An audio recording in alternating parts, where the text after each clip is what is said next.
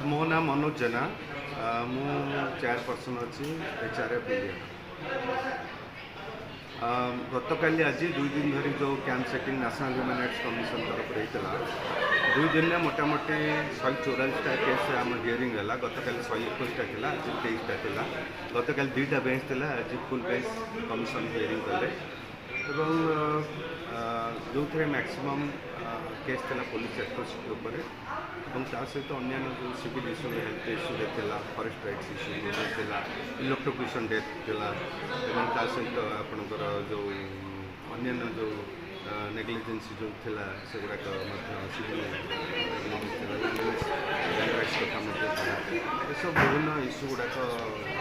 Commission hearing कले सहित कम्पेसेसन तापर आमर जो मैंने ह्यूमन राइट्स डिफेंडर्स मैंने कम कर सिविल सोसाइटी अर्गानाइजेशन सहित 1-1 1.5 घंटा गोटे डिस्कसन है। मोटामोटी जो मैंने कम कर मैंने से कौन प्रोब्लेम कम कला बेले फेस कर विशेषकर स्टेट एक्टर जो मैंने स्टेट ऑफिशियल जो मैंने नॉन स्टेट एक्टर द्वारा कौन प्रोब्लेम से फेस कर विषय में कंसर्न कहले एनएचआरसी जेहेतु अपेक्स बॉडी अच्छी ह्यूमन राइट्स विशेषकर जो गरीब लोकटे विक्टिम टे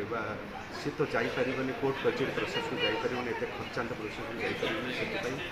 नेशनल ह्यूमन राइट्स कमिशन ने केमी मागणार न्याय पाई त्वरित न्याय पाइपर से कमिशन एक्टिव हवा कथा संज्ञान हवा कथा और कमिशन जो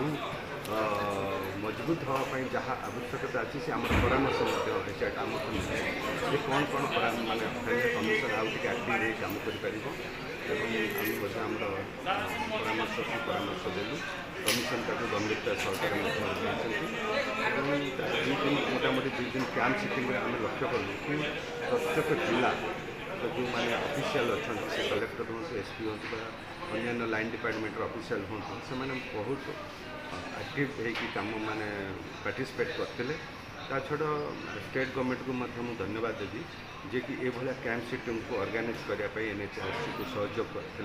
जो कि आज जहाँ कहते फैसला ऑन द स्पॉट जमी बहुत केस कॉम्प्लिकेटेड केस जो 144टा केस कहली जो गुड़ाक दीर्घ दिन है पड़ा ऑफिसर मैंने शुणु नथिले उचित न्याय देवाई चेष्टा करुले त्वरित यही कैंप कोर्टे तार समाधान है जहाँ कि जहाँ कंपेसेसन अवार्ड है जहाँ को जो दंड व्यवस्था दवा कथा गवर्नमेंट को रेकमेंडेसन एनएचआरसी कले तेणु एमती भाव में मोटामोटी 2टा और शेष तो प्रेस हियरिंग थी आशा करी एक्टिव हुए ताले विशेषकर ओडिशा जो मानवाधिकार सुरक्षा नहीं जो विभिन्न प्रश्नवाची बहुत समय उठुची ताकू समाधान कर एनएचआरसी से गोटे बड़ भूमिका नहीं पार और साधारण लोक मान जो आशा आकांक्षा अच्छी पूरण कर सहायक हो पार।